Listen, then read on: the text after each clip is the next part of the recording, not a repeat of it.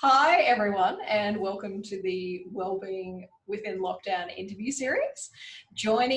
I'm Nat Ferrier, and joining us today is naturopath and functional breathing educator, Julia Rudakova.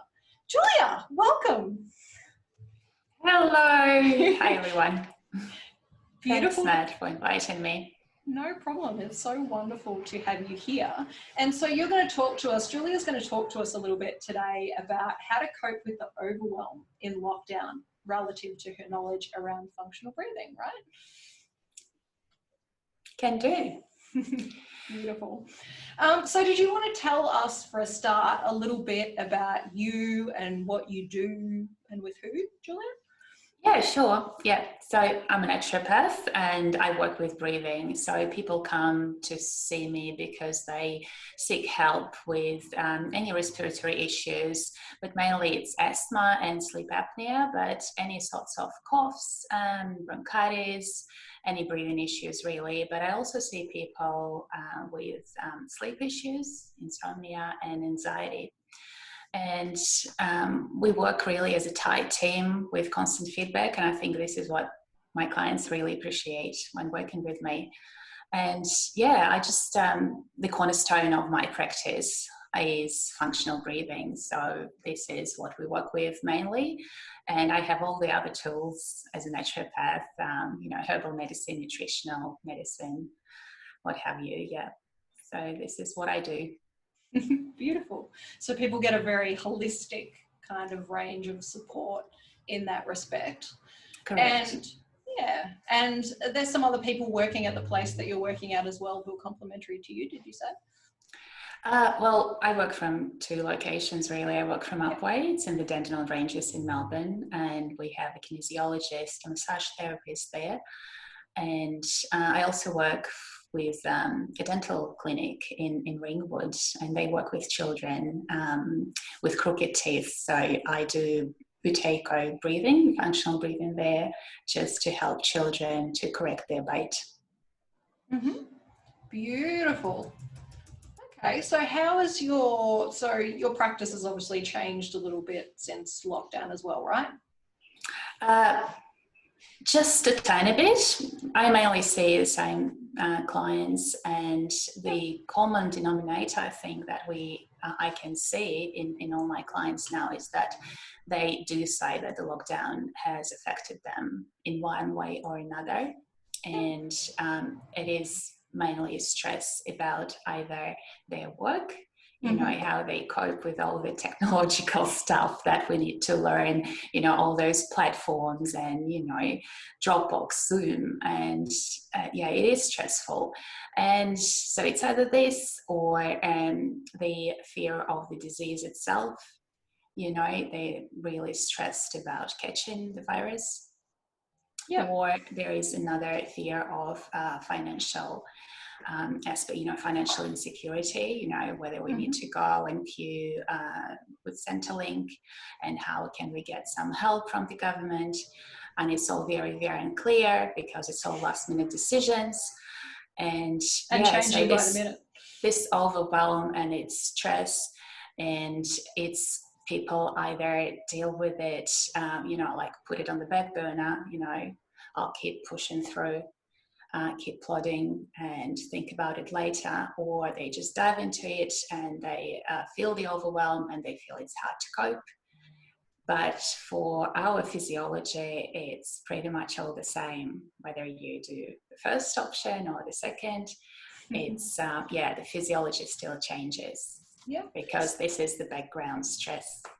Yeah, so there's lots there that you've just mentioned that's adding to the overall overwhelm picture.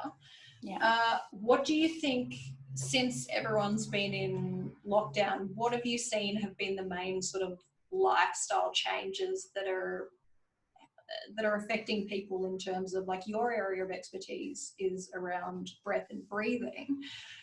So what main lifestyle changes are you seeing impacting people right now within the context of lockdown and within all this overwhelm going on? Yeah, well, it's been mentioned, I think, everywhere in the media as well. But the main things that I can say is sleep patterns. Yep. They changed a lot. That people either just stay up too late because they can, because they don't need to drive early in the morning. You know, the commute time's shortened. There's no commute time. Yes. And or they need to stay up late for work because, as I said before, all the technology stuff is pretty overwhelming for most of them. And so the eating habits changed, and that's been mentioned a lot. So we have way too easy access to our kitchen now, working from home. And I think many can relate to that. And exercise, you know, exercise-wise, I notice in my clients and my friends that people are either just, you know, become very lax and just not, you know, they can't be bothered to do anything because they're a bit too overwhelmed or too tired. Or they just push themselves and they overdo it completely. Like, you know, they exercise a few times a day, every day. And that affects muscle recovery and their breathing pattern. And so we talk about that a lot too. Yeah. Is there anything else that you're seeing that our change in lifestyle is having an impact? That there are other ways that you're seeing it impacting our health already? Apart from over exercise for the people just in general as well, are there other ways that it's impacting our health already? Well, apart from stress that I mentioned, what do you mean? Can you tell me what exactly you meant by that? In what other ways? Just generally in terms of flow on, you know how whenever there's like a lifestyle disease, for example, when we behave in certain ways, then there will be certain like symptoms of illness that develop, for example, as well as, so you named for me that stress was one of them. Is there any additional like physical symptoms that you're already seeing people coming up with in addition to the fatigue, in addition to the stress? Well, there is a bit of anxiety everywhere, of course. And and what's a common thing that all these things have that I just mentioned is, like, physiologically, as a naturopath, I always look at you know, what health is about. It's mostly about inflammation. So all those things that I mentioned, they contribute to inflammation in our body, right? And this is what we essentially deal with. And breathing is an amazing tool to reduce inflammation in the body. And I see breathing as the very basis of health, really. Tell me more about that. Tell me more about how our breathing patterns right now impact our health within this. Well, firstly, stress changes our breathing. And I think you all know that when you're anxious or stressed, you shallow breathe. Yeah, your shoulders move. You know, you have a rapid breathing pattern. So it all comes to here, to the upper body. Yeah. So, and I think everyone can notice that very easily, right? What happens? What happens when we're breathing like that? So when I say functional breathing, functional means that you use the body in the most effective functional way, right? Mm-hmm. So these chest muscles, they're not meant to be engaged in breathing, yeah? So we're meant to breathe with our belly, yeah? Mm-hmm. With engaging our diaphragm, this huge muscle underneath the rib cage, yeah? Yep. So when we move this part, that contributes to the anxiety.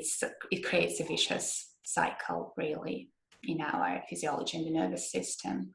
Activates the nervous system, right? When we're only breathing. Yeah. So while we are doing belly breathing, diaphragmatic breathing, it activates our parasympathetic system, our rest and digest, and it calms us down. And another thing is I wanted to mention over breathing through the mouth. Like when you're stressed or anxious, it's kind of the body's natural response to breathe a bit more through the mouth. But then when you deal with constant stress, like we've been going through for weeks and weeks, and prior to that, I'm sure everyone had been going through some other things in their lives, right? This is like a compounded effect. Yes. So, and mouth breathing becomes a habitual thing. And sometimes people don't even notice that, because it's just, you know, sitting and thinking with your mouth open. That could be enough to just lose that much of the necessary carbon dioxide, to change everything, to change the blood chemistry. Mm-hmm.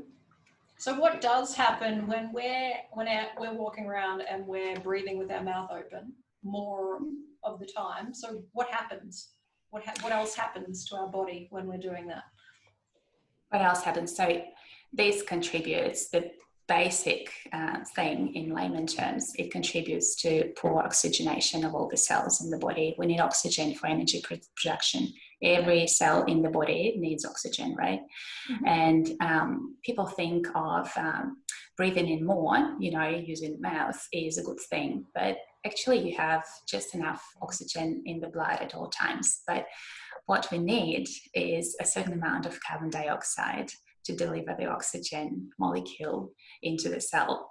Yeah. So it's called the Bohr effect. It's in every medical textbook. So without carbon dioxide, oxygen is pretty much useless. And when we overbreathe, we lose a lot of carbon dioxide. Yeah. So this is the basic chemistry behind it. There is much more. But also there is another thing when you breathe through the nose, and that's very, very relevant for our current situation with the virus, because our nasal cavity produces nitric oxide. And nitric oxide is an amazing antiviral, antimicrobial agent. Interesting. So this is our nature's, the body's defense, first line of defense to fight viruses. Mm-hmm. Beautiful. So that will help with you if you're proper nasal breathing, then that will help with your immunity as well, and our immune response to the virus. And I imagine another thing that I would remember off the top of my head when we did the animal physiology units and we were talking about mammals and vertebrates, I think just the sheer act of having a nose that has cavities that allow water to the droplets to accumulate in the process of you breathing in and out, you're not getting as dehydrated too, right? When you're breathing through your nose, as opposed to when you breathe through your mouth, you lose a lot more moisture and then you dry up the lungs. Correct. Yes. Yeah. Cool. So what practices, we just started to touch on it a little bit before, but so what practices would you recommend right now to help people breathe better at the moment? So in my line of work, when I work one-on-one or with groups, we do a particular set of exercises. Yeah, for asthmatic people, it's certain exercises. For anxious people are a bit modified. Mm-hmm. But what I want people who are watching this to do right now while we're talking is just to be aware. Awareness is the first step to any evolution, right? Mm-hmm. And self-improvement. So just notice your breathing patterns. Notice if your shoulders are moving, if your chest is moving when you breathe. Yeah. And drop it into the tummy. Sometimes people really need to focus and make themselves move the tummy muscles to make it work, especially when they're sitting up. It's easier when you're lying down. But so this is the first thing. Notice if you breathe through the nose during the day, if you snore, if you have dribbles on your pillowcase in the morning, or if you have a dry mouth in the morning. Yeah, so that would be indicators that you probably mouth breathe. Mm-hmm. Yeah, at least a third of the whole day at night, because we sleep for about 8 hours, right? Mm-hmm. So this is the things. And another thing is how noisy or quiet your breathing is. So this tells us about your breathing volume, how much you breathe in, and whether your cardiovascular system and your respiratory system is under stress. So we don't need to breathe too much. So if your breathing is noisy, if you can hear yourself breathing, or ask someone in your household, just, sit next to each other and ask if they can hear you breathe. So that would be a good feedback. So our breathing should be quiet. It should be inaudible. Mm-hmm. Yep. Yeah, so this is something that you can do and just notice. And if you kind of checked, oh yes, I mouth breathe and it's really, really loud, my breathing, noisy, so then you can just explore this a bit more. Yeah, beautiful. I just wanted to throw in one extra thing that just came to me in the process of that as well, because I'd love to hear your perspective on this as well. I've often found that for me, sometimes I find myself, it's almost like I'm holding my breath sometimes when I'm stressed. Do you see other people do that as well? And absolutely. Yeah. So yeah, that it's might be very common. It's a common stress response from the body. Yeah, so you either breathe rapidly or you hold your breath for a bit and then you have to breathe through your mouth because, the body is so deprived, and the natural response is to open the big hole instead of using two small holes. Yeah, and do this. Yeah. Makes sense. So there's another thing to look for. But again, you have this awareness and you can drop back into tummy breathing and kind of catch yourself, right? Yes, remind yourself to breathe. Yeah. Funny that, some part in us is designed to remind us when that's the case. There's that automatic response to take a gasp or to, it's a fight or flight, you freeze because you need to be quiet, not to attract attention probably. Yeah. Makes sense. Thank you for sharing. So what services, we started to touch upon this earlier, but just sort of as a refresher and a reminder to everyone now. So what services are you currently offering if people are experiencing difficulty around this, or if they're noticing that they're waking up feeling exhausted, or they're noticing any of the behavioural breathing patterns that we just talked about there that they're doing, and they'd like some extra support in working through this or some extra advice, what services do you have available to help them with that? Yeah, well, for this particular aspect of health, if you notice you have issues with breathing, I offer a 4-session program that's called Functional Breathing Re-Education, and where we go from the very basics and go through all the exercises that are out there. And the beautiful thing, the thing that I like, and as a business owner, I'm like, you would want people to come back to you, but this is the tool that you have for life, and you won't need to spend a cent after this on your health if you really master this. So that's what I like about it. Right. Brilliant. So the program sounds like awesome. And in terms of just connecting with you as well, so if somebody wanted to book in with you, they can book in if they happen to be on Facebook. So I will share the booking page, but I have a Facebook page where I share a lot of information about breathing, about respiratory stuff, anxiety. So I invite you all to join the page, and you can message me there. Beautiful. Awesome. And if they don't happen to be on Facebook, that you have a website as well, right? I have a website, and there is a phone number and an email address there. Excellent. So lots of information. Julia, I've known for a while, for a few years now, and known through mutual colleagues, and she does share some amazing stuff. So do make sure that you get on her page and have a look at some of the wisdom that she's sharing, because she's great. And thank you. Yeah, you're welcome.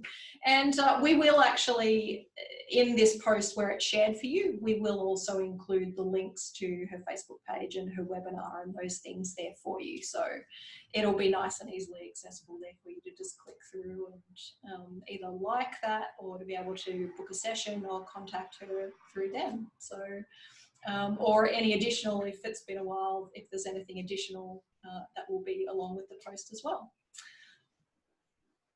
Thank you so much for having me here. It was such a good chat.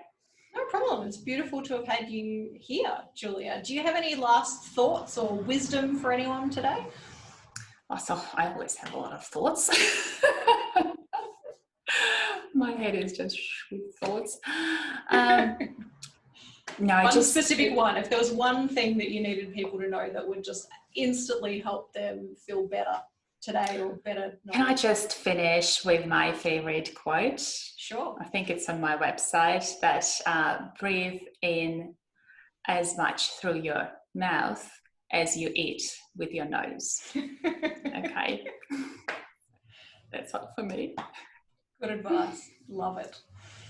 So thank you so much for joining us today, Julia. It's been wonderful to have you on. And thank you to everyone who's watched this today. We really appreciate you taking the time to watch.